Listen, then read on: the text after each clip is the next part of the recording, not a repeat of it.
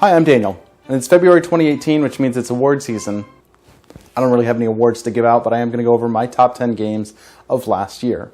Number 10 is Herbaceous. This is a game that I played at the beginning of the year and have loved all throughout. I love the single player variant, which is a trend for me this year. Previously, I wasn't huge on single player games, but this really started to do it for me and started that trend, I think. Also plays great 2 to 4 players as well. Number 9 is Cursed Court. This is a game that I just reviewed. If you'd like to take a look at it, go ahead.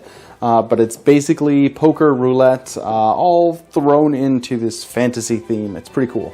My number 8 is Number 9. It's a puzzly game that plays just as well single as it does multiplayer because essentially it's the exact same game, you're just comparing points. Only if you lose, it's completely your own fault because everybody starts at the same location.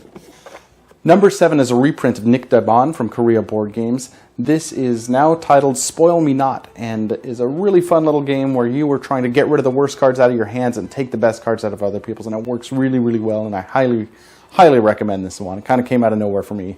Number 6 for me is Fox in the Forest, a 2-player trick-taking game that works super well for 2 players. And you know, we've got other trick-taking games that we've tried to play, just the 2 of us, my wife and I. None of them have come even close to Fox in the Forest.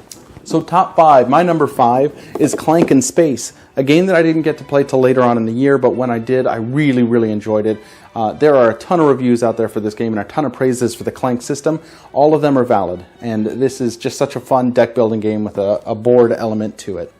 Designed by Trey Chambers and produced by TMG, Harvest is my number 4, condensing the likes of viticulture and other games like that, but throwing it into a fun fantasy setting and adding Trey's sort of unique mechanisms that really made this shine for me as an accessible and quicker version of some bigger worker placement games. Number 3 is another TMG produced game, however this is a reprint of the original Days of Wonder game, Colosseum. In it you're building Colosseums and trying to put on the best show possible.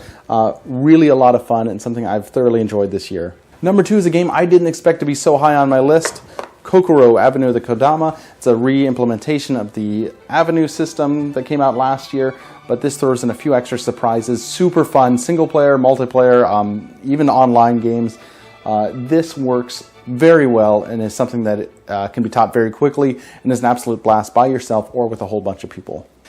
And my number 1 game of the year is Dinosaur Island. It's kind of all the rage right now. It's basically Jurassic Park in the box and throws a lot of my favorite things in games all into one box. So there it is, quick and easy, my top 10 games of 2017. Maybe I'll play some more this year so we can get a more comprehensive list, but all of these games are ones that are fantastic and that I highly recommend and really enjoy playing and would play just about at any point. Thank you for watching.